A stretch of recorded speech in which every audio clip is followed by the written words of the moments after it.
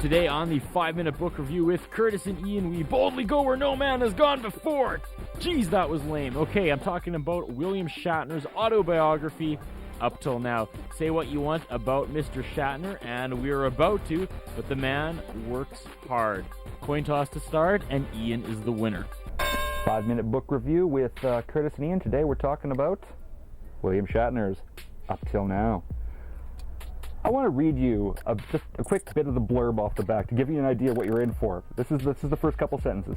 After almost 60 years as an actor, William Shatner has become one of the most beloved entertainers in the world.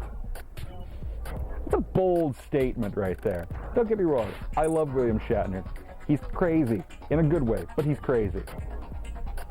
Reading this book is an experience I can't fully describe.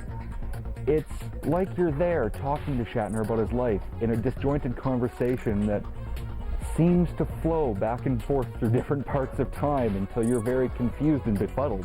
But you really, really enjoy it while it happens. The man, I don't know about the most entertaining person in the world, but man, he is interesting.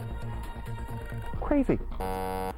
Here's a fun fact about this book. When we first sat down, first week number 1, to do the book review, we reviewed Chuck Klosterman's Sex, Drugs, and Cocoa Puffs. We made a list of books we should read to further do these episodes. This was one of the ones Ian gave me on week 1. It took me this long to read it because I did not like this man. Not a fan of William Shatner.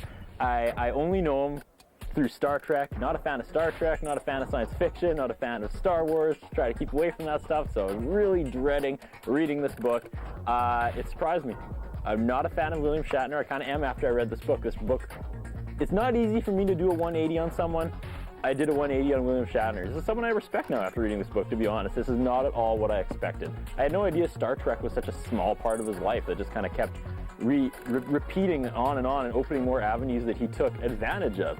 I mean, this really one of the smartest actors alive, but I've read a lot of actors' bios. Hardest working man in show business. I mean, this is an incredible, entertaining book, Ian.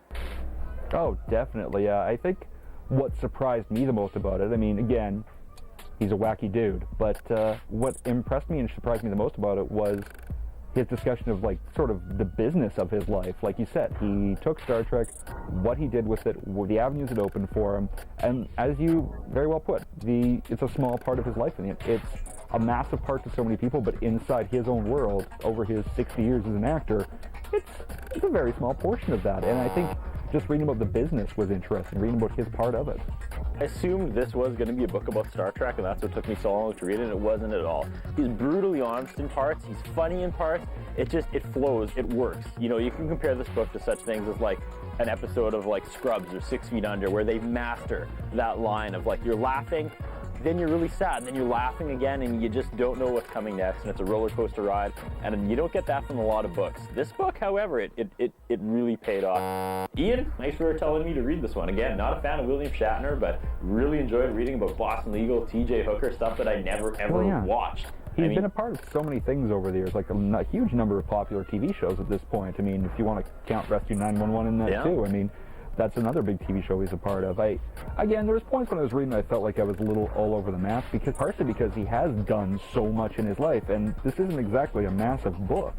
He trying to pack in his life into one book, it's a shoehorn event right there. He's just jamming the stuff in there, but still If you're ever going to read a book where the first part, the first chapter, the forward just kicks you in the stomach and doesn't let go, it's this one. I mean, you talk about being all over the map, he hits you with everything in the first 8 pages, and you're just oh God, I'm not putting this down. You know, he's arguing with himself on how to start the book, and it's brilliant. It's do I start with this? Do I start with When I Wet the Monkey? Do I start it with this? It's really a really good read, even if you don't care about William Shatner or know anything about it. Thumbs up for this one, Ian. Straight up, thumbs up.